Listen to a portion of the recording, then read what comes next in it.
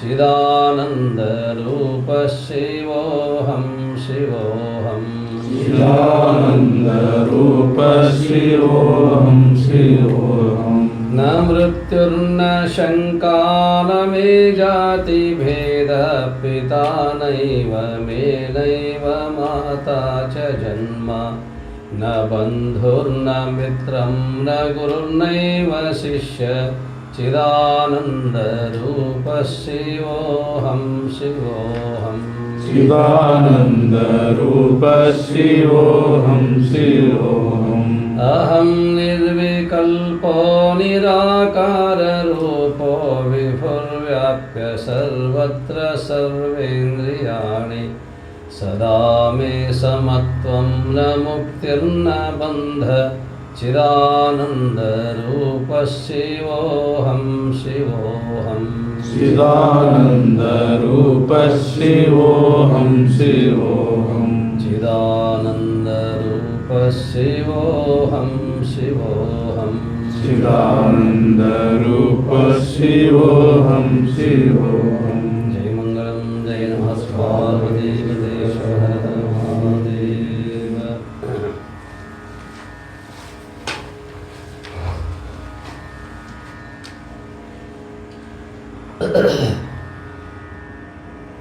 मानवार्थमाविर्भूतं मानवीयाय रक्षकं शिवरूपं शिवानन्दं वन्द्यं वन्दे जगद्गुरुं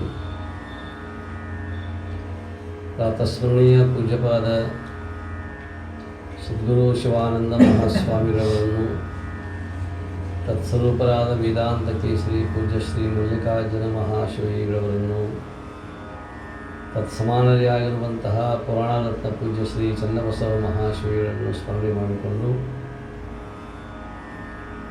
ವಿಶ್ವಸಂತರಾಗಿರುವಂತಹ ಮಹಾನ್ ಜ್ಞಾನಿ ಯೋಗಿ ಪುರುಷ ಜ್ಞಾನಯೋಗಿ ಸಿದ್ದೇಶ್ವರಪ್ಪನವರನ್ನು ಸ್ಮರಣೆ ಮಾಡಿಕೊಂಡು ಬಸವಾದಿ ಪ್ರಮಥರಲ್ಲಿ ಶರಣೆಂದು ಪೌರ್ಣಿಮೆಯ ಶುಭ ಸಂದರ್ಭದಲ್ಲಿ ಉಪಸ್ಥಿತರಿರುವಂತಹ ಎಲ್ಲ ಶರಣ ಸಂಕುಲಕ್ಕೆ ತಾಯಂದರಿಗೆ ಶರಣಾರ್ಥಿಗಳು.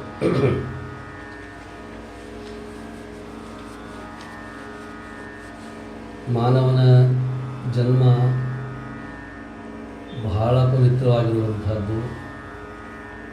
ಅಂಥ ಜನ್ಮವನ್ನು ಸಾರ್ಥಕ ಮಾಡಿಕೊಳ್ಳುವ ಸಲುವಾಗಿ ಅನೇಕರು ನಿಜಗುಣ ಶಿವಿಗಳವರಾಗಲಿ ತತ್ಪೂರ್ವದಲ್ಲಿರ್ತಕ್ಕಂತಹ 5,000-6,000 ವರ್ಷಗಳ ಹಿಂದೆ ಆಗಿ ಹೋಗಿರ್ತಕ್ಕಂತಹ ಋಷಿಮುನಿಗಳಾಗಲಿ ಅವರು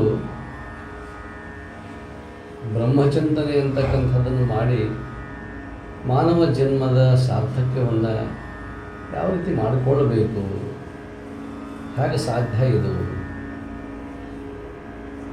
ಮಾನವ ಜನ್ಮ ಬಹಳ ದೊಡ್ಡದು ಅಂತ ಹೇಳ್ತಾರೆ. ಯಾವ ದೃಷ್ಟಿಯಿಂದ ದೊಡ್ಡದು? ಹಾಗಾದರೆ ಅದನ್ನು ತಿಳಿದುಕೊಳ್ಬೇಕಾಗಿತ್ತು ಅಂದರೆ ನಮ್ಮಷ್ಟಕ್ಕೆ ನಾವೇ ತಿಳಿದುಕೊಳ್ಳಕ್ಕೆ ಬರ್ಬೋದಾಗಿತ್ತಲ್ಲ. ಯಾರ ಅವಶ್ಯಕತೆ ಇರಲಿಲ್ಲ. ಅದಕ್ಕೆ ಏನು ಮಾಡಬೇಕು ಅನ್ನೋದಕ್ಕೆ ಶಿವಾನಂದಪ್ಪಗಳು ನಿಜಗುಣ ಶಿವಗಳವರ ಒಂದು ವಾಕ್ಯವನ್ನು ಇಟ್ಕೊಂಡಾರೆ. ಅಚ್ಚಳಿಯದ ಆಭರಣವಾಗುವುದು ಬಗೆಗೊಳಿಸುವ ವಿದ್ಯೆ ಅನ್ನುವಂಥದ್ದು ಹೋದ ಹುಡುಗರಿಗೆ ಆಗಿತ್ತು. ಈಗ ಅವ್ರು ಹೇಳ್ತಕ್ಕಂಥದ್ದು ಮತಿಗೆ ಮಂಗಲವಿರುವುದು ಆವುದು. ನಮ್ಮ ಬುದ್ಧಿಗೆ, ನಮ್ಮ ಮನಸ್ಸಿಗೆ ಒಳ್ಳೆಯದನ್ನು ಉಂಟು ಮಾಡ್ತಕ್ಕಂಥದ್ದು ಯಾವುದು ಪ್ರಶ್ನೆ ಮಾಡ್ತಾರೆ. ಉತ್ತರನೂ ಅವರೇ ಹೇಳ್ತಾರೆ. ಮನಸ್ಸು ಶಾಂತವಾಗಿರಬೇಕಾಗಿತ್ತು ಅಂದರೆ, ಬುದ್ಧಿ ವಿಚಲಿತವಾಗಲಾರದ ಹಾಗೆ ಇರಬೇಕಾಗಿತ್ತು ಅಂತಂತಂದರೆ, ಯಾವಾಗಲೂ ಕೂಡ ಪ್ರಶಮನ ಸ್ಥಿತಿಯಲ್ಲಿ ಇರಬೇಕಾಗಿತ್ತು ಅಂತಂದರೆ ಏನು ಮಾಡಬೇಕು? ಯಾವುದಾದ್ರೂ ಒಂದು ವಿಷಯಗಳನ್ನು ಅಥವಾ ವಸ್ತುಗಳನ್ನು ಅಥವಾ ವ್ಯಕ್ತಿಗಳನ್ನು ನಾವು ಆ ವಸ್ತುವನ್ನು ಪ್ರೀತಿಸಿದರೆ, ಒಂದು ಪೇಯ ಇರಬಹುದು, ಒಂದು ತಿನ್ನುವಂಥ ವಸ್ತು ಇರಬಹುದು, ಅಥವಾ ಇನ್ನಿತರ ಯಾವುದೇ ಭೋಗಗಳಿರ್ಬೋದು, ಪಂಚೇಂದ್ರಿಯಗಳಿಗೆ ಬೇಕಾಗಿರ್ತಕ್ಕಂಥ ಯಾವುದೇ ವಿಷಯ ಭೋಗಗಳು ತನ್ಮಾತ್ರೆಗಳು ಕರೀತಾರೆ. ಶಬ್ದ, ಸ್ಪರ್ಶ, ರೂಪ, ರಸ, ಗಂಧ ಅಂತಕ್ಕಂಥವು ಈ ಶ್ರೋತ್ರ, ತ್ವಚ, ನೇತ್ರ, ಜಿಹ್ವ, ಗ್ರಹಣ ಇವೆಲ್ಲ ಸಂಸ್ಕೃತ ಶಬ್ದಗಳೇ.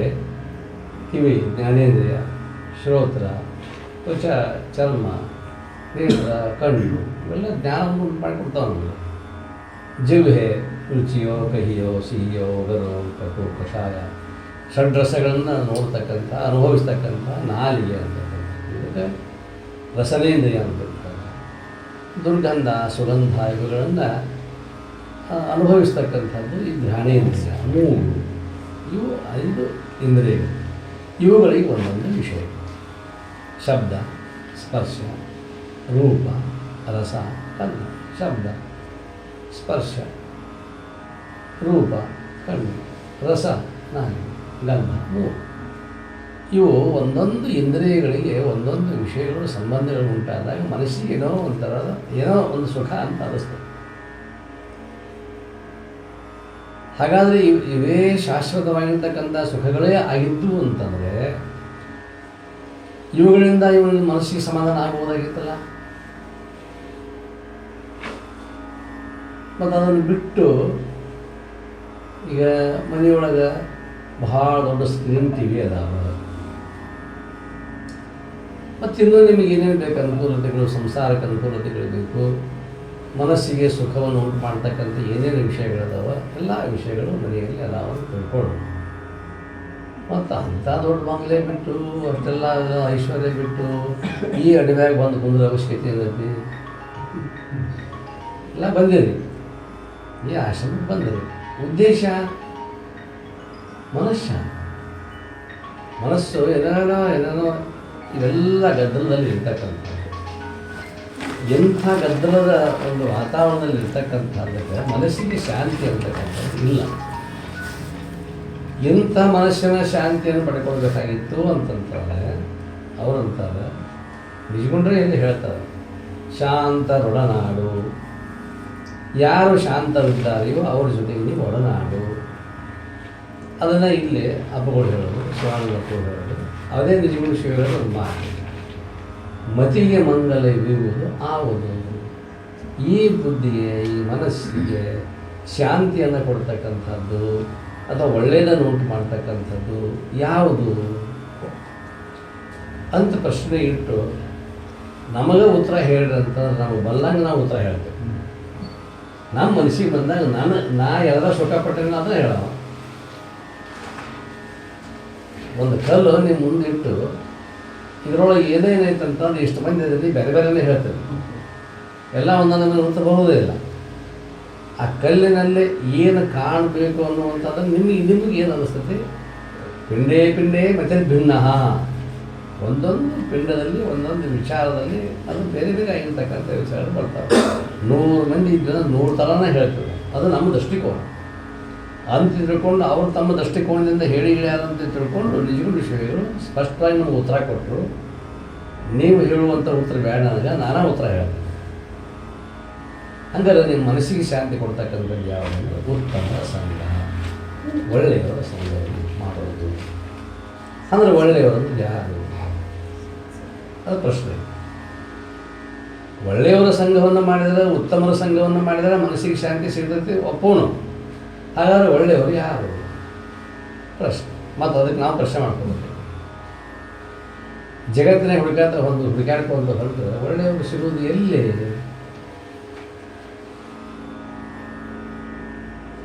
ಅವರಂತಾರ ರಾತ್ರಿ ದೀಪ ಅಲ್ಲ, ಹಗಲು ದೀಪ ಹಚ್ಚಬೇಕು.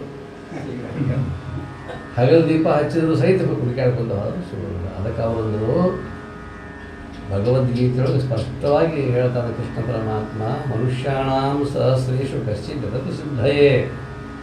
ಈ ಮನುಷ್ಯ ಕುಲಕೋಟಿಯಲ್ಲಿ ಹುಟ್ಟಿರ್ತಕ್ಕಂಥವರು ಎಲ್ಲೋ ಒಬ್ಬ ಪುಣ್ಯ ಪುರುಷನನ್ನು ತಿಳ್ಕೊಳ್ತಾರೆ. ಇಲ್ಲಿ ಉತ್ತಮರು ಯಾರು ಅಂದರೆ ಬ್ರಹ್ಮಜ್ಞಾನಿ. ನಮಗೆ ಬ್ರಹ್ಮಜ್ಞಾನಿಗಳು ಅಷ್ಟು ಸುಲಭವಾಗಿ ಸಿಗ್ಲಿಕ್ಕೆ ಸಾಧ್ಯ ಇದೇನೋ? ಎಲ್ಲಿ ಸಿಗ್ಲಿಕ್ಕೆ ಸಾಧ್ಯ? ಯಾರು ಸಿಕ್ಕರೂ ಸಹಿತ ಪಾಂಡಿತ್ಯ ದೃಷ್ಟಿಯಿಂದ ಸಿಗ್ಬೋದು, ಓದಿಕೊಂಡವರು ಸಿಗ್ಬೋದು. ಆದರೆ ಇಲ್ಲಿ ಬಂದಿರತಕ್ಕಂಥ ಪ್ರಶ್ನೆ ಅಂದರೆ ಬ್ರಹ್ಮಜ್ಞಾನಿಗಳು ಯಾರು? ಶಂಕರಾಚಾರ್ಯರು ಇನ್ನೂ ಬಾಲಕರಿರುವಾಗ ಮಾತಾಡಲೇ ಇಲ್ಲ.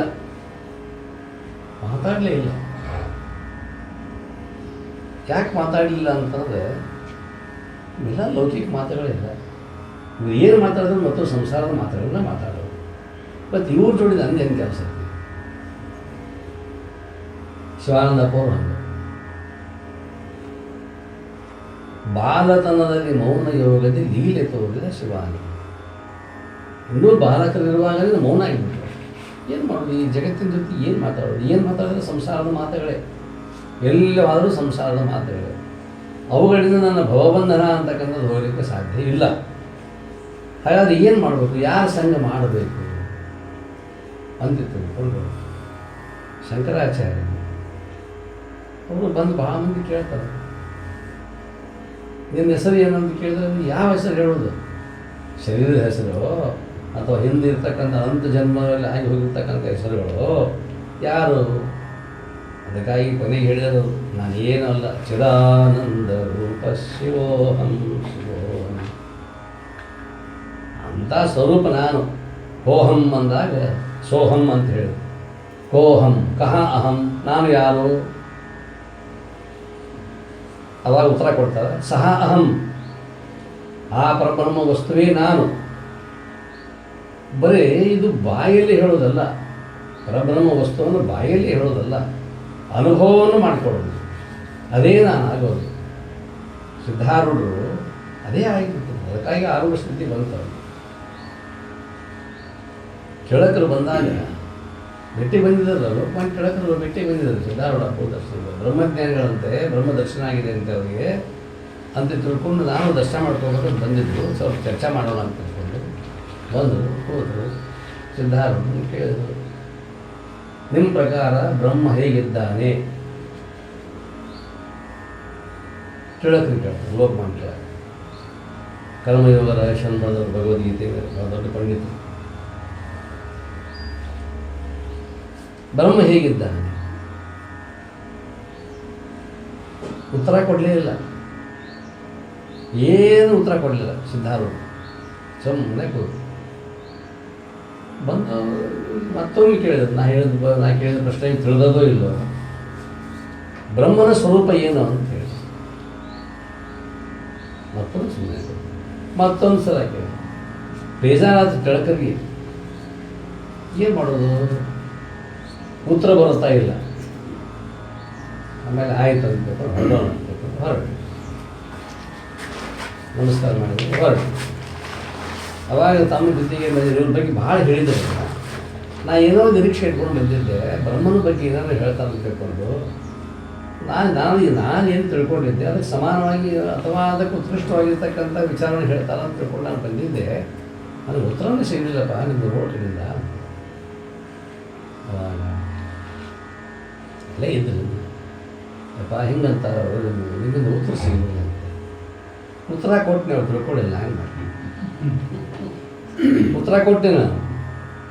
ಇಲ್ಲ ಅವ್ರು 3 ಸಲ ಕೇಳಿದ್ರು 3 ಸಲ ಉತ್ತರ ಬರಲ್ಲ. ಮತ್ತು ಅವರು 100 ಸಲ ಕೇಳಿದ್ರು ಇದೇ ಉತ್ತರ. 3 ಸಲ ಅಲ್ಲ, 100 ಸಲ ಕೇಳಿದ್ರು ಇದೇ ಉತ್ತರ. ಏನು? ನಿಶಬ್ದಂ ಬ್ರಹ್ಮ ಮುಖ್ಯತೆ. ಬ್ರಹ್ಮನನ್ನು ವರ್ಣನೆ ಮಾಡಲಿಕ್ಕೆ ಬರೋದಿಲ್ಲ, ಅದನ್ನು ಅನುಭವಿಸ್ಬೇಕು, ವರ್ಣಿಸ್ಕೊಳ್ಳೋದಲ್ಲ. ಸುಮ್ಮನೆ ನಾವು ಹೇಳ್ತೇವೆ, ಒಂದಿಷ್ಟು ಅದಕ್ಕೆ ಸಮೀಪವಾಗಿರ್ತಕ್ಕಂಥ ಶಬ್ದಗಳನ್ನು ಸಾಮೀಪ್ಯದಷ್ಟಿಂದ ಹೇಳ್ತೇವೆ. ಶಬ್ದರೂಪ, ಚಿತ್ರರೂಪ, ಆನಂದರೂಪ, ನಿತ್ಯರೂಪ, ಪರಿಪೂರ್ಣ ರೂಪ ಅಂತ ನಾವು ಹೇಳ್ತೀವಿ. ನೀರಿನ ಲಕ್ಷಣ ಏನು?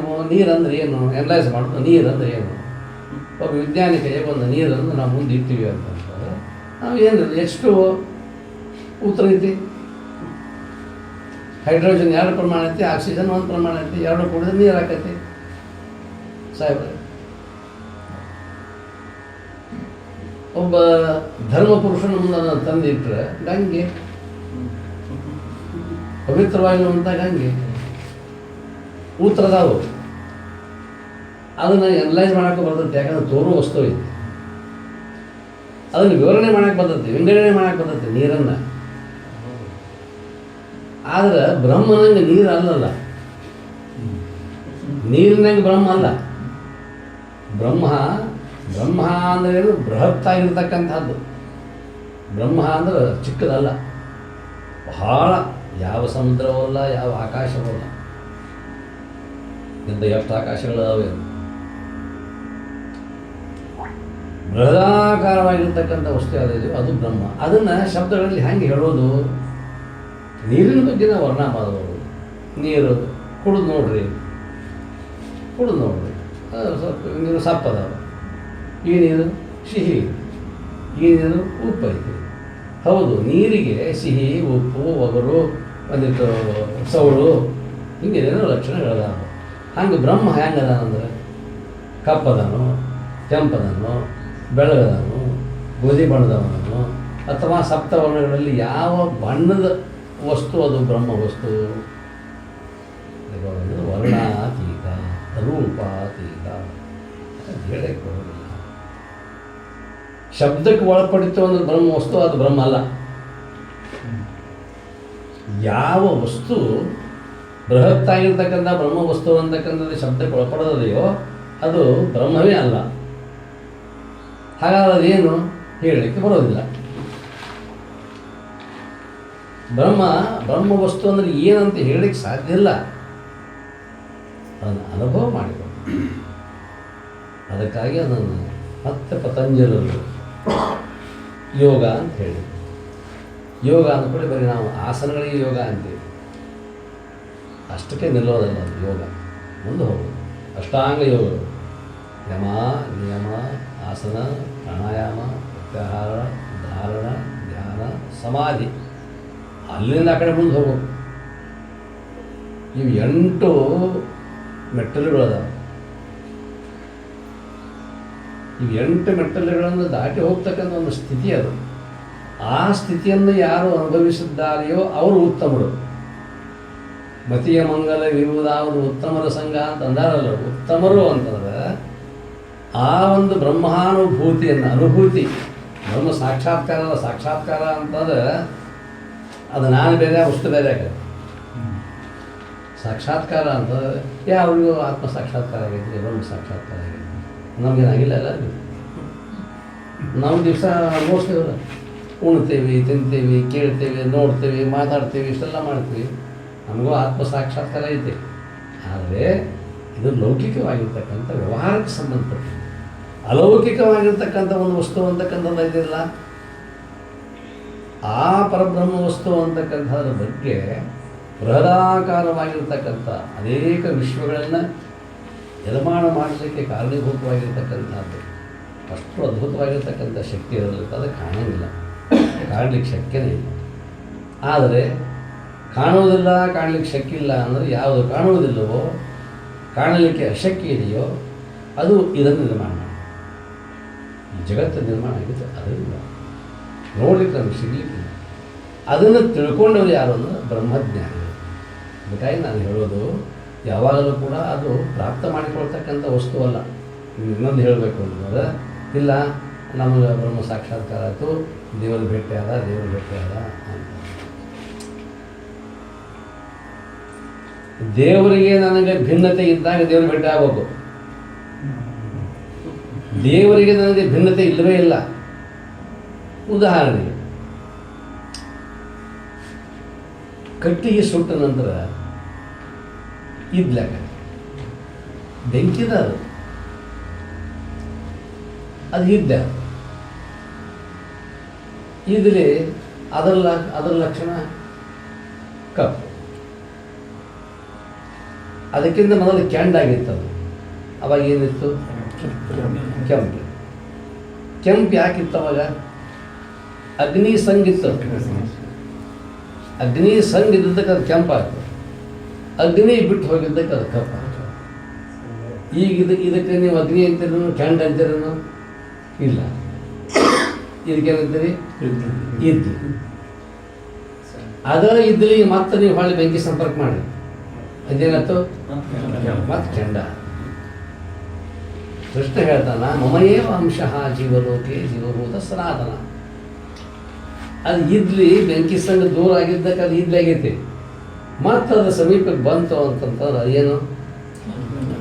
ಹಂಗೆ ನಾವು ಪರಮಾತ್ಮ ಅಂತಕ್ಕಂಥ ಪ್ರಕಾಶದಿಂದ ಬೆಂಕಿಯಿಂದ ದೂರ ಇದ್ಲಾಗಿ ಜೀವರಾಗಿ. ಇದ್ಲೆ ಅಂದ್ರೆ ಜೀವ ಅಂದ್ರೆ ಏನು? ಅಹಂ, ನಾನು ಹೆಂಗೆ ಶಿವ ಆಗಲಿಕ್ಕೆ ಬರ್ತದಪ್ಪ, ನಾ ಹೆಂಗೆ ಬ್ರಹ್ಮ ಆಗಕ್ಕೆ ಬರ್ತೈತಿ, ನಾವೆಲ್ಲ ಅಜ್ಞರು, ನಾವು ಪ್ರಪಂಚಿಕರು, ನಾವು ಸಂಸಾರಿಕರು. ಬೆಂಕಿಯಾಗಿಂದ ಒಂದು ಭಾಗ ಹೊರಗೆ ಬಿದ್ದಿದ್ವಿ, ಒಂದು ಸಮೀಪ ಹೋಗಿ ನೀ ಏನಾಕಿ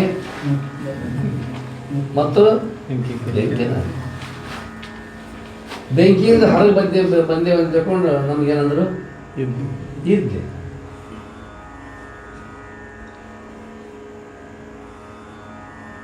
ಆದ್ರೆ ಹೊಳ್ಳಿ ಮತ್ತು ನಾವು ಸಂಪರ್ಕ ಮಾಡಿದಾಗ ಮತ್ತು ಹೆಂಗೆ ಬೆಂಕಿ ಕೆಂಡ ನಿಗಿ ಸುಡ್ತಕ್ಕಂಥ ಸುಡು ಶಕ್ತಿ ಇದ್ದಲಿಗಿದ್ದರೂ ಸಹಿತ ಸಂಘದಿಂದ ಅದು ದೂರ ಆಗಿದ್ದಕ್ಕೆ ಹಂಗೆ ನಾವು ಭಗವಂತನಿಂದ ದೂರ ಆಗಿದ್ದೀವಿ, ಜೀವರಾಗಿದ್ದೀವಿ. ಮತ್ತು ಹೊಳ್ಳಿ ಭಗವಂತನ ಸ್ಪರ್ಶ ಮಾಡಿದ್ದೀವಿ ಅಂತಂದ್ರೆ ಸಾಮೀಪ್ಯಕ್ಕೆ ಬಂದಿವಿ ಅಂತಂದ್ರೆ ದೇವರ ಗುಡಿಯಾಗಿರುತ್ತಾನೆ ಪೂಜಾರಿ, ಪೂಜಾರಿಗೆ ಬಿಸಿದ ನಂತರ ಆಮೇಲೆ ಪೂಜಾರಿ. ಅವೇನೂ ಅಲ್ಲ, ಸಾಮಾನ್ಯ ಮನುಷ್ಯ ಅವೇನಿಲ್ಲ, ಅವನ ಹೆಸರು ಇಟ್ಟ ಅವಾಗ ಪೂಜಾರಿ ಅಂತಂದ್ರೆ 60 ತನ ಮಾಸ್ತರು,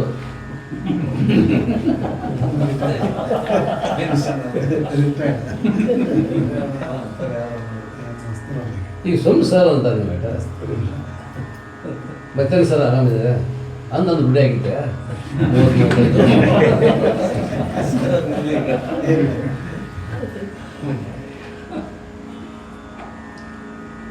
ಅದಕ್ಕೆ ಇದು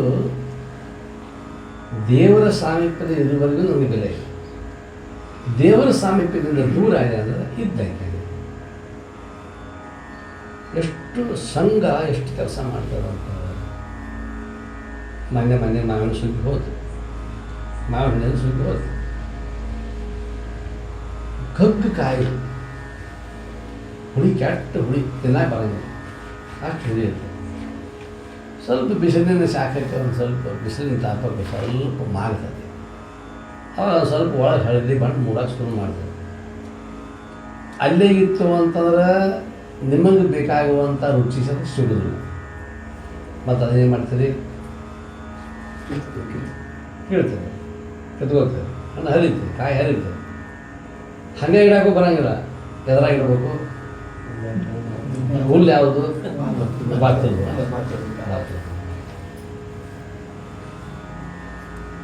ಆ ಕಾಯಿ ತಂದು, ಕಗ್ಗು ಕಾಯಿ ತಂದು ಅದೆಲ್ಲ ಒಳಗಿನ ಕ್ಯಾನ್ ಇರ್ತದಲ್ಲ, ರಸ ಜುಲಿ ಅದೆಲ್ಲ ಮಣ್ಣಾಗಿ ಹೊಳಿಸಿತ್ತು ಎಲ್ಲ. ಅದೆಲ್ಲ ಆದಮೇಲೆ ಅವ್ರು ತಂದು ಸರಿಯಾಗಿ ಹೊಂದಿಸೆಲ್ಲ ಇಟ್ಟು ಹೊರಗೆ ಹುಲ್ಲು ಹಾಕಿ ನಾಳೆ ಒಂದಿಷ್ಟು ಹುಲ್ಲು ಹಾಕಿ ಎಲ್ಲ ಮಾಡಿ ಒಂದು 8 ದಿವಸ 10 ದಿವಸ ಬಿಟ್ಟು ತಾಸು ಒಂದು ತೆಗೆದು ಹೋಗಿ ನೋಡ್ತಿದ್ರು ಇಲ್ಲ, 10 ದಿವಸ 8 ದಿವಸ ಬಿಟ್ಬಿಡೋದು.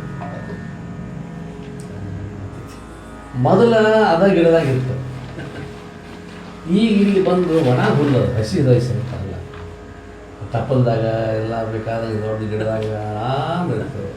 ಇಲ್ಲಿ ಬಂದು ತನ್ನ ಸ್ವರೂಪ ಎಲ್ಲ ಕಳ್ಕೊಂತು. ಸಂಗೆ ಆಗ್ಬೋದು ಹುಲ್ಲ ಕಾವು ಕೊಡ್ತೇವೆ.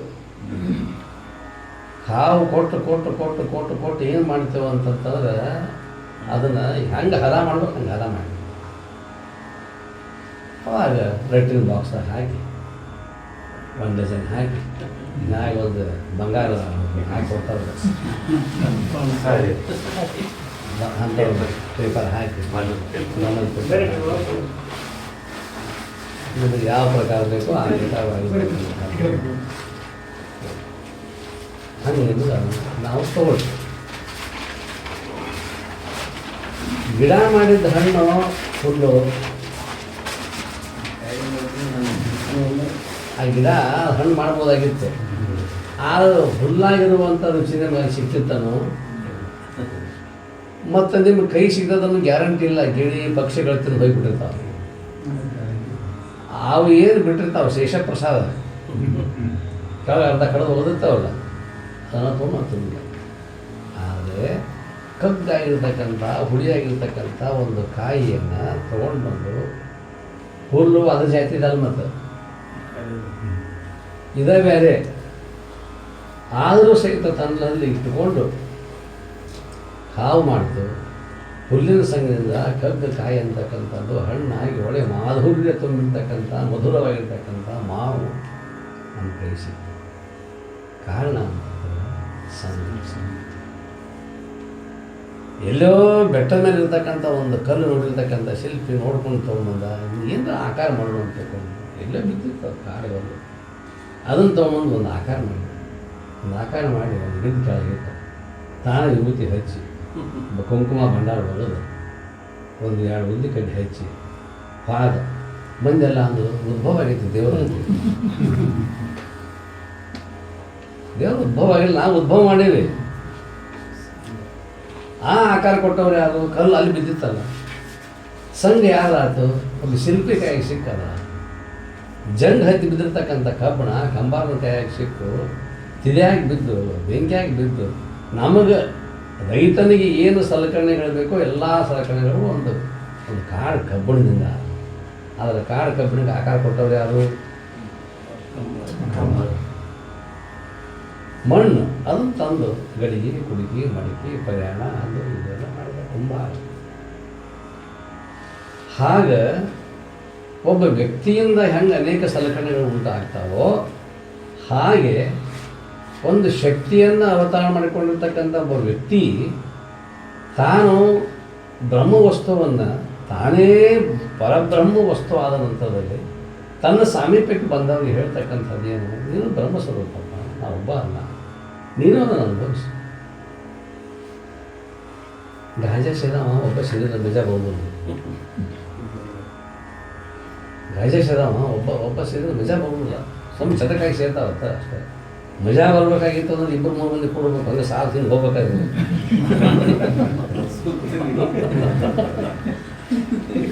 ಅದು ಅನುಭವದವ್ರಿಗೆ ಹಾಕೈತೆ.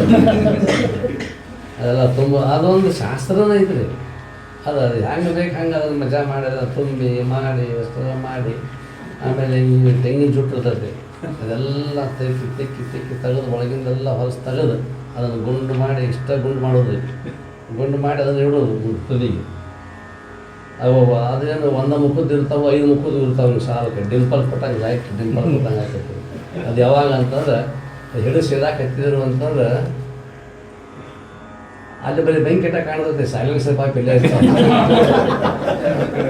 2 ಕಡೆ ಗೊತ್ತಿಲ್ಲ, ಇವು 4 ಕಡೆ 4 ಸೈಲೆನ್ಸರ್ ಪಾಯ್ಪ್. ಹಂಗೆ ಒಬ್ಬ ಗಾಂಜಾ ಅಪಿಂದು ಸೇರ್ತಕ್ಕಂಥ ಮನುಷ್ಯನಿಗೆ ಏನೋ ಒಂದು ತನ್ನ ಸಂಘದೊಳಗೆ ಆನಂದ ಪಡ್ತಾನೆ ವ್ಯಸನ ಮಾಡಿ. ಹಂಗೆ ಜ್ಞಾನಿಗಳಿಗೂ ಒಂದು ವ್ಯಸನಾನಿ ಬಹವಾ ಸಂತಿ. ವ್ಯಸನಗಳು ಬಹಳ ಅದಾವ. ವಿದ್ಯಾಭ್ಯಸನಂ ವ್ಯಸನಂ ಯದ್ವಾ ಹರಿಪಾದ ಸೇವನಂ ವ್ಯಸನಂ. ಒಳ್ಳೆಯ ಗ್ರಂಥಗಳನ್ನು ಅವಲೋಕನ ಮಾಡೋದು, ಪರಬ್ರಹ್ಮನ ಕುರಿತಾಗಿರ್ತಕ್ಕಂಥ ಲಕ್ಷಣಗಳನ್ನು ಬರತಕ್ಕಂಥ ದಾರ್ಶನಿಕ ಗ್ರಂಥಗಳಿದಾವ. ಅವುಗಳನ್ನು ಎಷ್ಟು ಸಾಧ್ಯವೋ ಅವುಗಳನ್ನು ಓದೋದು, ಮನನ ಮಾಡೋದು. ಅದು ಶ್ರವಣ, ಅದು ಮನನ, ಅದು ನಿಧಿಧ್ಯಾಸನ. ಈ 3 ಕ್ರಿಯೆಗಳು ನಡೀಬೇಕು. ಬರೀ ಕೇಳೋದ್ರಿಂದ ಅಷ್ಟೇ ಅಂತ ಶ್ರವಣ ಅಂತ ತಿಳ್ಕೊಳಕ್ಕೆ ಹೋಗಬೇಡಿ. ಓದುವುದು ಕೂಡ ಅದೊಂದು ರೀತಿ ಶ್ರವಣವೇ. ವಿದ್ಯಾಭ್ಯಸನಂ ವ್ಯಸನಂ ಯದ್ವಾ ಹರಿಪಾದ ಸೇವನಂ ವ್ಯಸನಂ. ಇಲ್ಲಪ್ಪ ನಮ್ಗೆ ಅಧ್ಯಯನ ಮಾಡೋದಾಗುವುದಿಲ್ಲ, ನಾವು ಜ್ಞಾನ ಮಾರ್ಗಿಗಳಲ್ಲ. ಕೇಚಿತ್ ಕರ್ಮಾವಲಂಬಿನಃ ಕೇಚಿತ್ ಜ್ಞಾನಾವಲಂಬಿನಃ ವಯಂತು ಪಾದರಕ್ಷಾವಲಂಬಿನಃ ಅಂತಾರೆ ದಾಸರು ಹೇಳ್ತಾರೆ. ಕೇಚಿತ್ ಜ್ಞಾನಾವಲಂಬಿನ, ಕೆಲವರು ಜ್ಞಾನ ಮಾಡಿ. ಕೇಚಿತ್ ಕರ್ಮಾವಲಂಬಿನ, ಕೆಲವರು ಕರ್ಮ ಯೋಗವನ್ನು ಅವಲಂಬನೆ ಮಾಡಿರ್ತಕ್ಕಂಥ.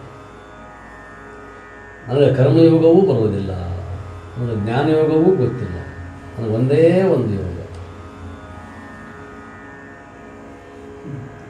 ಒಂದೇ ಒಂದು.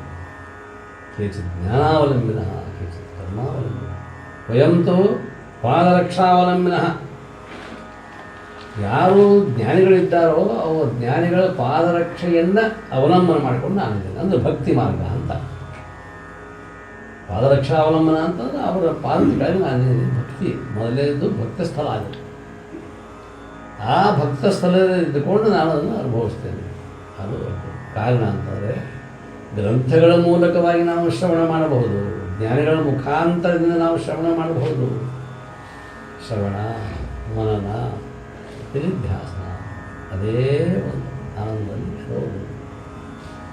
ಈಗ ಇಂತಹ ಜ್ಞಾನಿಗಳ ಸಾಮೀಪ್ಯಕ್ಕೆ ಬಂದೀವಿ ಅಂತಂತಂದ್ರೆ ಅದಕ್ಕೆ ಚತುರ್ವಿಧ ಇದೇನದಾವಲ್ಲ ಲೋಕಗಳು, ಚತುರ್ವಿಧ ಮೋಕ್ಷ ಅಂತ ಹೇಳ್ತಾರೆ, ಸಾಯುಜ್ಯಗಳು, ಸಾಲೋಕ್ಯ, ಸಾಮೀಪ್ಯ, ಸಾರೂಪ್ಯ, ಸಾಯುಜ್ಯ ಅಂತಕ್ಕಂತಹ ಮುಕ್ತಿಗಳಿದಾವೆ. ಇದೊಂಥರ ಸಾಮೀಪ್ಯ. ಜ್ಞಾನಿಗಳ ಸಮೀಪದಲ್ಲಿ ಇದ್ದೀವಿ ಅಂತಂದರೆ, ಬೆಂಕಿಯ ಸಮೀಪದಲ್ಲಿ ಇದ್ದರೆ ಕಾವು ಬಡಿತೈತಿ. ಹುಲ್ಲಿನ ಸಂಘದಿಂದ ಹೆಂಗೆ ಒಂದು ಕಾಯಿ ಕಡ್ಡು ಕಾಯಿ ಹಣ್ಣಾಯ್ತು, ಹಂಗೆ ಜ್ಞಾನಿಗಳ ಸಂಘದಲ್ಲಿ ಇದ್ದೀವಿ ಅಂತಾರೆ. ಮನಸ್ಸು ಅಂತ ಇದು ಉದ್ದೇಶನೋ ಮತಿಯ ಮಂಗಲ ವಿಭುದಾದ ಮನಸ್ಸು ಹರಾಗಬೇಕಾಗಿತ್ತು. ಮನುಷ್ಯನ ಯಾವುದೇ ಒಂದು ಇಂದ್ರಿಯಗಳನ್ನ ಹರ ಮಾಡಬೇಕಾಗಿಲ್ಲ. ಪ್ರಬಲವಾಗಿರ್ತಕ್ಕಂಥ ಇಂದ್ರಿಯ ಯಾವುದೋ ಒಂದು ಮನಸ್ಸು. ಮನೆಯೇವ ಮನುಷ್ಯಾಣಾಂ ಕಾರಣ ಬಂಧ ಮೋಕ್ಷ, ಬಂಧನಕ್ಕೂ ಮೋಕ್ಷಕ್ಕೂ ಕಾರಣ ಆಗಿದ್ದು ಮನಸ್ಸೇ. ಅಂತಹ ಒಂದು ಮನಸ್ಸನ್ನು ಪಳಗಿಸುವ ಸಲುವಾಗಿ ಎಲ್ಲಿ ಹೋಗ್ಬೇಕು ಮತ್ತೆ ನಾವು ಜ್ಞಾನಿಗಳು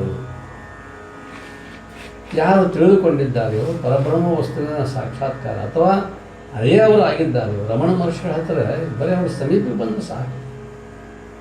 ರಮಣರ ಹತ್ತಿರ ಹೋಗಲಿ, ನಾವು ನೋಡಿಲ್ಲ, ನಾವು ನೋಡಿದ್ದು ಇವ್ರನ್ನ, ಬರೀ ಇವರು ಸಮೀಪ ಬಂದರೆ ಸಾಕು. ಅದು ಏನಾಕಿತೋ ಆಗಿಬಿಡ್ತು, ಎಂಥವರೇ ಇರಲಿ. ಸಿದ್ದೇಶ್ವರಪ್ಪ ಅವರು ಸಮೀಪ ಬಂದರು ಅಂತಂತಾರೆ. ಅವರು ಹಿಂಗಿದ್ದರಲ್ಲ, ಎಲ್ಲರ ತಿರುಗಾಡ್ಕೋಂತ ಇದ್ದೀವಂತಂದ್ರೆ ಬೇಕಾದಂಥ ದೊಡ್ಡವ್ರು ಬರಲಿಲ್ಲ. ಕುಂದ್ರಿಸ್ಬೇಕಂದ್ರೆ ಮೊದಲು ತಾ ಕುಂದ್ರು ಅವರು. ಹಾಸೆ ಅಲ್ರಿ, ಹಂಗೆ ಕೂತ್ಬಿಡು, ಕೂಡ್ರಿ ಹೊರಗಡೆ ಇಲ್ಲಿ ಆರಾಮೈತಲ್ಲ. ಅವ್ರಿಗೆ ಸಂಕೋಚ ಆಯ್ತು, ಕುಂತ್ರ ಹರಿ ಹೊಲಸಾಕವು, ಇದು ಹೊಲಸಾಗಿದ್ದು ಗೊತ್ತಿಲ್ಲ ಅವ್ರಿಗೆ, ನ್ಯಾಯ ಹೊಲಸಾಗಿದ್ದು ಗೊತ್ತಿಲ್ಲ, ಇದು ಹೊಲಸಾಕೋ ಬಾ ಅಂತ ಹೇಳ್ಕೊಂಡಂತೇಳಿ ಸಂಕೋಚ ಮಾಡ್ಕೊತೀವಿ. ಕೂಡ್ಸೇ ಬಿಡ್ತೀವಿ ಬೇಕಾದಂತ ಭಾಳ ಯಾರು ಬೇಕಾದರು ಜೊತೆಗಿದ್ದು ಅಜ್ಜವ್ರೆ ಇಲ್ಲೇ ಕೊಡುವೆ, ಹ್ಞೂ ಇಬ್ಬರು ಕೂತ್ಕೊಂಡು ಮತ್ತು ಅವ್ರು ಕುಂದ್ರಬೇಕು, ಎಲ್ಲ ಕೂತು ಧೂಳು ಇರಲಿ ನೀರಿರಲಿ ಏನು ಕೊಡೋದು ಅನ್ನೋರು. ಯಾವತ್ತು ಸೋಫಾದ ಮೇಲೆ ಕುಂದ್ರೋದು, ಕುರ್ಚಿ ಮೇಲೆ ಕುಂದ್ರೋದು ಐತೆ, ನೆಲದ ಮೇಲೆ ಕುಂದ್ರೋದು ಯಾವಾಗ ಅಜ್ಜವ್ರು? ಈ ನೆಲದ ಅನುಭವ ಯಾರಿಗೆ ಐತಿ ಅಂದ್ರೆ ನಾ ಹೇಳೋದು, ಕೂತರು ಅಂತಂತಂದ್ರೆ ಎಲ್ಲರನ್ನು ಕೂಡಿಸ್ಕೊಂಡು ಕೂತರು ಬರೀ ಆತ್ಮಚಿಂತನೆ.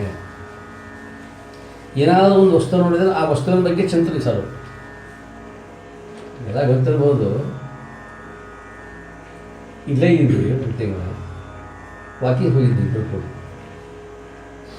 ಅಲ್ಲಿ ಹೋಗಿ ಬರೋ ಹೊತ್ತಿನಾಗ ಅದೊಂದು ಪಾಪಾಸು ಕಳ್ಳಿ ಸಣ್ಣದು, ಒಣಗಿತ್ತು. ಒಣಗಿತ್ತು ಬಂದು ಕೂಡಲೇ ನಾನು ಅಜ್ಜವ್ರು ಅದನ್ನು ತೋರಿಸಿದ್ರು. ಅಂದರೆ ಒಣಗಿತ್ತು ನೋಡ್ರಿ ಅಜ್ಜವ್ರು, ಇದಕ್ಕೆ ಏನು ಕೊರತೆ ಆಗಿದೆ ಹೋಗಿ, ಅದಕ್ಕೆ ಯಾಕೆ ಬೇಕಾಗಿದೆ, ಅದ್ರ ಉತ್ಸವ ಬರೀ ಯಾಕೆ ವರ್ಷ ಬರಬೇಕು, ಅದು ಮೊದಲ ಗುಡ್ಡದಾಗ ಬೆಳೆಯೋದು. ಅದಕ್ಕೆ ಏನಾರ ಕಡಿಮೆ ಏನು ರೈತಪ್ಪ ಬಿತ್ಯಾನ ಗೊಬ್ಬರ ಹಾಕ್ಯಾನ, ಅದಕ್ಕೆ ಭಾಳ ಶ್ರಮ ಪಟ್ಟಾನ, ಇದಕ್ಕೇನಾದರೂ ಮಾತ್ರ ಉಪಚಾರ ಮಾಡೋದು ಅನ್ನಕ್ಕೆ ಯಾರೂ ದಿಕ್ಕಿರೋದು ಅಂದ್ರೆ ಅದು ಅದೇನು ಮುಳ್ಳು ಕಡಿತಿ ಅದನ್ನು ಬಂದು ಬರುವ ಹೊತ್ತಾಗ ಬಾಗಿದ್ರು. ಅಜ್ಜವ್ರಿಗೆ ಇದು ಏನಾಗೈತಿ, ಇದು ಏನು ನೋಡಿ, ಇದೊಂದು ಥರದ ಪಾಪಾಸ್ ಕಳಿ, ಇದು ಒಂದು ಗುಡ್ಡುಗಳಿಗೈತೆ ಬಂದೆ. ಅದಕ್ಕೆ ಏನು ಕಡಿಮೆ ಆಗೈತಿ ಕೇಳಬೇಕು ನೋಡ. Botany professor Devalapura sir Gokak phone ಹಚ್ಚಿದ್ರು, ಏನಾಗಿದೆ ಅಂತ ಅವ್ರು ಅವಸರಲ್ಲೇ ಬಂದರು. ನೋಡ್ರಿ ನಾ ಯಾಕೆ ಹೇಳ್ತಂದ್ರೆ ಒಬ್ಬ ಜ್ಞಾನಿ ಪುರುಷ, ಆ ಜ್ಞಾನಿ ಪುರುಷರಿಂದ ಸಂಘ ಆಗ್ತದೆ ಸಸ್ಯಕ್ಕೆ. ಸಸ್ಯ ಉದ್ಧಾರ ಆಗೋ ಪ್ರಸಂಗ ನಾ ಹೇಳ್ತೇನೆ, ಆ ಸಸಿ ಉದ್ಧಾರ ಆಗ್ಬೋದು. ಬಂದರು ಅಜ್ಜವ್ರ ಅಲ್ಲಿ ಹೋಗಿ ಬರೋಣ, ನೀವು ಇಲ್ಲೇ ನಾವು ಹೋಗಿ ಬರ್ತೀನಿ ತೋರಿಸೋಣ. ಅದು ನೋಡ್ಕೊಂಬಂದ್ರು ಸರ್. ಅದಕ್ಕೆ ಏನೇನು ಪೋಷಕಾಂಶ ಬೇಕು ಮತ್ತು ಅವ್ರು ಬಾಟ್ನಿ ಪ್ರೊಫೆಸರ್, ಅದು ಕಡಿಮೆ ಹೋಗಿತ್ತು, ಇದು ಕಡಿಮೆ ಹೋಗಿತ್ತು, ಸರಿ ಆಗ್ತದೆ. ಸರ್ ಅದು ಬೆಳೆಯೋದ ಮಂಡ್ಯಾಗ ಅದು ಪೂರ್ತಿ ಅದನ್ನು ಬಿಟ್ಬಿಡು. ಅದು ಹೆಂಗೆ ಬೆಳಿತೀನಿ ದೇವ್ರಿಗೆ ಗೊತ್ತದ ಹುಡ್ಸ್ಯಾ ನಾವು ಮಾಡ್ತಾರೆ ಇಲ್ಲ ಮತ್ತು ಅಪ್ಪವ್ರು ಹೇಳ್ಯಾರ ಅಂತ ಮಾಡ್ಬೇಕಲ್ಲ ಉಪಚಾರ ಆಯ್ತು. ಒಂದು ಕೆಲಸ ಮಾಡೋಣ ಅದಲ್ಲಿ ಬಿಡೋದೇ ಬೇಡ, ಅದನ್ನು ತೊಗೊಂಬಂದು ಬಾಟ್ಲಿ ಆಗಿಡ್ರಿ ಅದಕ್ಕೆ ಏನು ಬೇಕು ಅದಕ್ಕೆ ಉಪಚಾರ ಮಾಡಿದೆ ಅಂದ್ರೆ ನಾನು ಹೇಳೋದು ಅರ್ಥ ಇಷ್ಟ. ಒಬ್ಬ ಜ್ಞಾನಿ ಪುರುಷ ಅಲ್ಲಿ ಹಾದು ಬರೋ ಹೊತ್ತಿನಾಗ ಅವ್ರಿಗೆ ಏನು ಅನ್ನಿಸ್ತು, ಒಂದು ಸಸ್ಯ, ಆ ಸಸ್ಯ ವಿಶೇಷ ಸಸ್ಯ, ಎಲ್ಲ ಕಡೆ ಬೆಳೆಯೋಂಗಿಲ್ಲ, ಅದು ಅವ್ರಿಗೆ ಗೊತ್ತಿತ್ತು. ಎಲ್ಲ ಕಡೆ ಇರ್ತಕ್ಕಂಥದ್ದಲ್ಲ, ಅದು ಎಲ್ಲೂ ಸಿಗ್ತಕ್ಕಂಥದ್ದಲ್ಲ. ಅವರು ಸರ್ ಬಂದರು, ಇದು ಭಾಳ ವಿಶೇಷ, ಇದು ಹುಟ್ಟಿದ್ದ ಅಪರೂಪ, ಅದು ಅವ್ರಿಗೆ ಗೊತ್ತಿತ್ತಲ್ಲ. ಅವಾಗಂದರು ಅದು ಸರಿಂದ ಗೊತ್ತಾಗ್ತದೆ. ಅಪೂರ್ಣ ನಮ್ಗೆ ಹೇಳಿಲ್ಲ, ಇದು ಅಪರೂಪ ಅಂತ ನಮಗೆ ಹೇಳಿಲ್ಲ. ಅದೊಬ್ಬ ಜ್ಞಾನಿ ಪುರುಷ ತನ್ನ ಜ್ಞಾನದೃಷ್ಟಿಯಿಂದ ನೋಡಿ ಅದು ಹಿಂಗೈತಂತಂದ್ಮೇಲೆ ಅದನ್ನು ಜಪಾನ ಮಾಡಬೇಕು, ಅದು ಆ ಜಾತಿ ಉಳಿಬೇಕು, ಆ ಕುಲ ಉಳಿಬೇಕು. ಉದ್ದೇಶನ ಹೇಳಿದ್ದು ಒಂದು ಸಸ್ಯ ಒಬ್ಬ ಜ್ಞಾನಿ ಕಣ್ಣಿಗೆ ಬಿದ್ದ ಕೂಡಲೇ ಅದು ಉದ್ಧಾರ ಆಗಿದೆ. ಹಂಗೆ ನಾವು ಉದ್ಧಾರ ಆಗಬೇಕಾಗಿತ್ತು ಅಂದ್ರೆ ಒಬ್ಬ ಜ್ಞಾನಿ ಪುರುಷ ಬೇಕಲ್ಲ. ಅಂಥ ಜ್ಞಾನಿಗಳ ಮತಿಗೆ ಮಂಗಳ ಇರುವುದಾದರೆ ಉತ್ತಮರ ಸಂಘ. ಉತ್ತಮರೆಂದರೆ ಯಾರು? ಅದಕ್ಕೆ ಅವರಂತಾರೆ, ತಾವು ಕಂಡುಕೊಂಡಂಥ ಆತ್ಮವಿಚಾರವನ್ನು ತಿಳಿಸಿ ಮೋಕ್ಷವನ್ನು ಉಂಟು ಮಾಡುವ ಮತಿಗೆ ಮಂಗಳ ಇರುವುದಾದರೂ ಉತ್ತಮರ ಸಂಘ. ಹಂಗಾದ್ರೆ ಉತ್ತಮರ ಸಂಘ, ಕೆಲವರು ಉತ್ತಮರ ಸಂಘದಾಗಿದ್ದು ಕೆಟ್ಟವರದಾರಲ್ಲ, ಅದಕ್ಕೆ ನೀವೇನಂತೀರಿ? ಶಂಕ ತೆಗಿತಾನೊಬ್ಬ ಸಂಶಯ ಮಾಡ್ಕೊತಾವ. ನೋಡಪ್ಪ, ಹಣ್ಣು ಹಾಕಂಗೆ ಹಾಕಿದ್ವಿ ಕಾಯೆಲ್ಲ, ಅದ್ರಾಗ ಒಂದು ಕೊಳಿತು ಮತ್ತು ಅದು ಯಾಕೆ ಕೊಳಿತು ಅಂದ್ರೆ ಅದರ ಪ್ರಾರಂಭದ ಭೋಗ ಹಂಗೈತಿ. ಹಂಗೆ ಈ ಒಂದು ಸಂಘದಲ್ಲಿ ಇದ್ದಾಗಲೂ ಕೂಡ ಹಂಗೆ ಹಾಕಿತ್ತು ಅಂತಂದ್ರೆ, ಆದ್ರೆ ಈಗೇನು ಮಾಡ್ಯಾನಲ್ಲಿ ಈ ಸಂಘ ಇಷ್ಟು ವರ್ಷ ಅಥವಾ ಇಷ್ಟು ದಿವಸ ಮಾಡ್ಯಾನಲ್ಲ, ಇದು ಮುಂದೆ ಫಲ ಕೊಡ್ತದೆ. ಆದ್ರೆ ಈಗ ಅವ ಆಗೈತಲ್ಲ, ಹೊಳೆ ಮತ್ತೆ ಏನೋ ಆಗೈತಲ್ಲ, ಅದು ಹಿಂದೆ ಮಾಡಿದ್ದ. ಹಿಂದೆ ಮಾಡಿದ ಕರ್ಮದಿಂದಲೇ ಉದಿಸಿ ಬಂದನು ತಾಯಿ ಉದರಕ್ಕೆ. ಇದಕ್ಕೆ ಎನ್ನಯ ತಪ್ಪು ನೋಡದೆ ಕ್ಷಮಿಸು ಮಹಾದೇವ. ನಾವು ಬಂದಿದ್ದು ತಪ್ಪಾಗೈತಿ, ಹಿಂದೆ ಮಾಡಿರ್ತಕ್ಕಂಥ ಕರ್ಮಾದಿಗಳ ಭೋಗದಿಂದಾಗಿ ಹಿಂಗಾಗೈತಿ. ಅದಕ್ಕೆ ಅದು ಪಾಪಗುಣ ಅನ್ನುವಂಥದ್ದು ಕರ್ಮಣೋ ಗಹನಾಗತಿ, ಅದು ಪಾಪಕರ್ಮದಿಂದ ಬಂದಿರ್ತಕ್ಕಂಥ. ಹೌದು, ನೀವೆಲ್ಲ ಹೇಳೋದು ಸರಿ, ಹಂಗಾದು ಪಾಪದ್ದಾತಲ್ಲ ಅದು. ಎಷ್ಟೋ ಜನ ಜ್ಞಾನಿಗಳು, ಬ್ರಹ್ಮಜ್ಞಾನಿಗಳೇ ಅನಿಸ್ಕೊಂಡವರಿಗೆ ಇದು ಶರೀರ ಭೋಗ ಅಥವಾ ಇದು ರೋಗಾದಿಗಳು ಬಿಡಲಿಲ್ಲ. ಅದು ಏನು ಕಾರಣ? ಮತ್ತು ಅವರು ಜ್ಞಾನಿಗಳು, ಬ್ರಹ್ಮಜ್ಞಾನಿಗಳು, ಅವರು ಯಾಕೆ ಹಿಂಗಾಗಬೇಕಾಗಿತ್ತು? ಅದಕ್ಕೆ ಹೆಸರು ನಾವು ಬರೋಂಗಿಲ್ಲ. ಅದು ಹಿಂದೆ ಅವರು ಮಾಡಿರ್ತಕ್ಕಂಥ ಪ್ರಾರಬ್ಧ ಭೋಗ ಅಂತಕ್ಕಂಥದ್ದು ಅದು ಕೆಲಸ ಆಗ್ತದೆ. ಆದರೆ ಅವರು ಈಗ ಮಾಡಿರ್ತಕ್ಕಂಥದ್ದು ಏನದಲ್ಲ, ಅದು ಜೀವನ್ಮುಕ್ತನನ್ನಾಗಿ ಮಾಡಬಹುದು, ವಿದೇಹ ಮುಕ್ತನನ್ನಾಗಿ ಮಾಡಬಹುದು. ಯಾವುದನ್ನಾದರೂ ಮಾಡಬಹುದು. ಇದ್ದಾಗಲೂ ಅವನು ಜ್ಞಾನಿಯಾಗಿ ಹೋಗ್ಬೋದು, ಮೋಕ್ಷವನ್ನು ಪಡೆಯಬಹುದು. ಅಥವಾ ದೇಹ ಬಿಟ್ಟ ಮೇಲಾದರೂ ಕೂಡ ಅವನಿಗೆ ಅದು ಆ ಬ್ರಹ್ಮ ಸಾಮರಸ್ಯ ಅಂತಕ್ಕಂಥದ್ದು ಮಾತು. ಅದಕ್ಕಾಗಿ ಇದಕ್ಕೆಲ್ಲದಕ್ಕೂ ಮೂಲ ಕಾರಣ ಒಂದೇ ಒಂದು ಮನಸ್ಸು. ನೋಡ್ರಿ, ನೀವು ಮನಸ್ಸು ಮಾಡ್ರಿ ಅಂತ ಇಲ್ಲಿ ಬಂದಿರಿ, ಮತ್ತು ನೀವು ಮನಸ್ಸು ಮಾಡಬೇಕಂದ್ರೆ ಪ್ರತಿ ತಿಂಗಳು ಮನಸ್ಸು ಮಾಡ್ತೀರಿ, ಬರಬೇಕಪ್ಪ ಹೋಗ್ಬೇಕಾಗ್ತದೆ. ಮತ್ತು ನೀವು ಇದೊಂದು ಬಿಡು ಹಂಗೆ ಹೀಗಿಲ್ಲ. ಹೀಗಾಗಿ ಉತ್ತಮರು ಯಾರು? ಬ್ರಹ್ಮಜ್ಞಾನಿಗಳು. ಅಂತಹ ಬ್ರಹ್ಮ ಹೇಗದ ಅಂದರೆ ಪ್ರಕಾಶ ರೂಪದಲ್ಲಿ ಇದೆ, ಬೆಳಕಿನ ರೂಪದಲ್ಲಿ ಇದೆ. ಕತ್ತಲೆಗೆ ಅವಕಾಶವೇ ಇಲ್ಲ.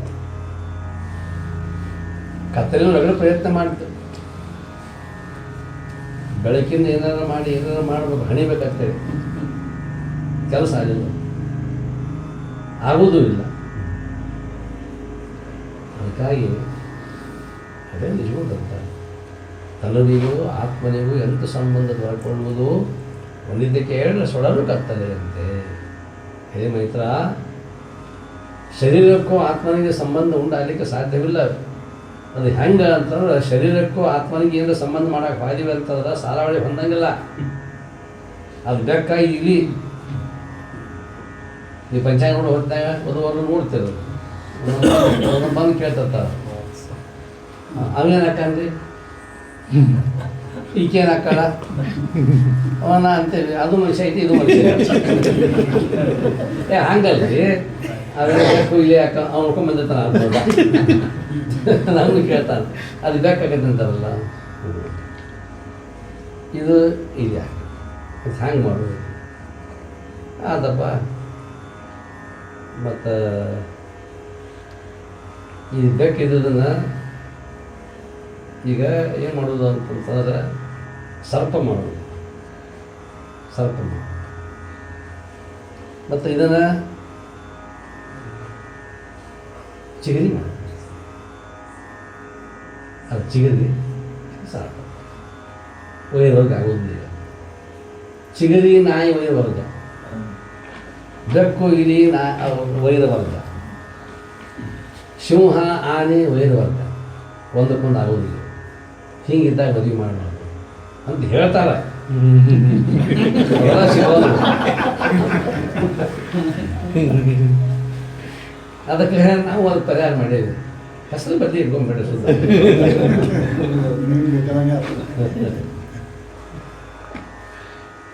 ಹಂಗೆ ಇಲ್ಲಿ ತನುವಿನ ಲಕ್ಷಣ ಬೇರೆ. ತನುವುದು ಶರೀರದ ಲಕ್ಷಣ ಬೇರೆ, ಆತ್ಮನ ಲಕ್ಷಣ ಬೇರೆ. ಬೆಳಕಿನ ಲಕ್ಷಣ ಬೇರೆ, ಕತ್ತಲಿನ ಲಕ್ಷಣ ಬೇರೆ. ಅದಕ್ಕೆ ನಿಜಗೊಂಡು ಹೇಳೋದು, ತನುವಿಗೂ ಆತ್ಮನಿಗೂ ಎಂಥ ಸಂಬಂಧ ದೊರಕೊಳ್ಳುವುದು ವನಿತೆ ಕೇಳು ಸೊಡಲು ಕತ್ತಲೆ ಅಂತ. ಬೆಳಕಿಗೆ ಮತ್ತು ಕತ್ತಲಕ್ಕೆ ಸಂಬಂಧ ಮಾಡೋಕ್ಕಾಗುವಂಥ ಯಾವ ಕಾಲಕ್ಕೂ ಆಗೋದಿಲ್ಲ. ಅದು ತೆಗೆದು ಹಾಕಿದ್ರು ಬ್ರಹ್ಮವೇ ಈ ಜಗತ್ತು. ಈ ಜಗತ್ತು ಜಡ, ಬ್ರಹ್ಮ ಚೇತನ. ಅದಕ್ಕೆ ಗುರುಗುಲ್ಲ. ಬ್ರಹ್ಮ ಇಲ್ಲದ ಜಗತ್ತಿಲ್ಲ, ಜಗತ್ತಿಲ್ಲದ ಬ್ರಹ್ಮ ಇರುವುದು. ಜಗತ್ತು ಅದಕ್ಕೇನು ಆಧಾರ ಅಲ್ಲ ಬ್ರಹ್ಮನಿಗೆ. ಬ್ರಹ್ಮನಿಂದ ಜಗತ್ತು ನಿರ್ಮಾಣ. ಬ್ರಹ್ಮನೇ ಇರ್ಲಿಕ್ಕಂದ್ರೆ ಇದೇನು ಇಲ್ಲ. ಕುಂಬಾರನ ಇರ್ಲಿಕ್ಕಂದ್ರೆ ಗಡಿ ಇರ್ಲಾಕೈತಿ. ಕುಂಬಾರನೇ ಇರ್ಲಿಕ್ಕಂದ್ರೆ ಗಡಿ ಆಗಲಿಕ್ಕೆ ಸಾಧ್ಯ ಇಲ್ಲ. ಮಾಡೋ ಒಬ್ಬ ಕರ್ತೃ ಬೇಕಲ್ಲ. ಮತ್ತೆ ಲೋಕವೆಂಬುದು ಕರ್ತಾರನ ಕಮ್ಮಟವಯ್ಯ, ಇಲ್ಲಿ ಸಲ್ಲುವವರು ಅಲ್ಲಿ ಸಲ್ಲುವರು. ಅದಕ್ಕಾಗಿ ಅದನ್ನು ತಿಳ್ಕೊಳ್ಬೇಕಾಗಿತ್ತು. ಅಂದರೆ ಜ್ಞಾನಿಗಳ ಸಂಘ ಬೇಕಪ್ಪ, ಬಲ್ಲವರ ಸಂಘ ಮಾಡಬೇಕು. ಎಲ್ಲಿ ಹಾನು ಪರಮಾತ್ಮ ಬಲ್ಲಂಥ ಜ್ಞಾನಿಗಳ ಬಲ್ಲೆ ಹಾನು. ಕಡ್ಕೊಳ್ಳಿ ಮಂಡ್ಯಾಳಪ್ಪನ ಹಾನು ಎಲ್ಲಿ ಹಾನ ಅಂತ, ಎಲ್ಲಿ ಅದ ಅಂತ ಅರ್ಥ. ಅದು ಆ ಕಡೆ ಮೊಗಳಾಯಿ ಭಾಷಾ. ಎಲ್ಲಿ ಹಾನು ಪರಮಾತ್ಮ, ಎಲ್ಲದಾನಪ್ಪ ಪರಮಾತ್ಮ ಎಲ್ಲದಾನಂತ ಬಲ್ಲಂಥ ಜ್ಞಾನಿಗಳ ಬಲ್ಲೆ ಹಾನು. ಬಲ್ಲೆ ಅಂದ್ರೆ ಅವ್ರ ಹತ್ತಿರ. ಬಲ್ಲವ್ರು ಯಾರು? ಬ್ರಹ್ಮನ ಆತ್ಮಾನುಭೂತಿಯನ್ನು ಪಡ್ಕೊಂಡ್ರು.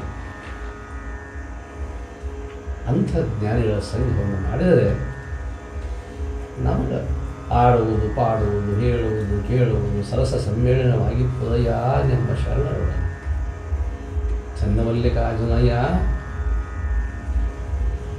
ನೀ ಕೊಟ್ಟ ಆಯುಷ್ಯವನ್ನು ಲಿಂಗ ಸುಖಿಗಳ ಸಂಘದಲ್ಲಿ ದಿನಗಳ ಕಳೆಯುವ. ಏನು ಕೊಟ್ಟು ಆಯುಷ್ಯವನ್ನು ಲಿಂಗ ಸುಖಿಗಳು ಅಂದರೆ ಆತ್ಮಾನುಸಂಧಾನವನ್ನು ಮಾಡಿ ತಾವೇ ಆತ್ಮಸ್ವರೂಪರಾಗಿರ್ತೇವೆ, ಭಗವತ್ ಸ್ವರೂಪ.